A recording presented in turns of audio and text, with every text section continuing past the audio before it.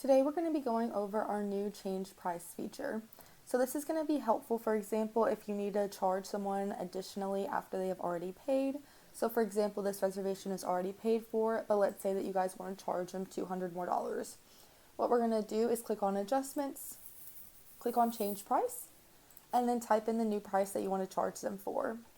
We're going to hit apply adjustment, and then we're going to charge the card on file for that additional amount. Another example is if you want to add another ticket to someone that has already paid. So for example, these people have 4 tickets. Let's say that they want to add a 5th person, and instead of $10, you want to make it $5. So what we're going to do is hit save reservation. We're going to add it to the shopping cart. As you can see, the ticket is $10. We're going to click on adjustment, change price, and then type in the new price that you want it to be.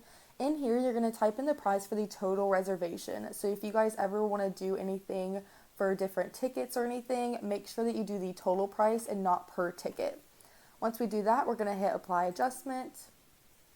And then you can also do this for merchandise items. So let's say they want to add on a picture package.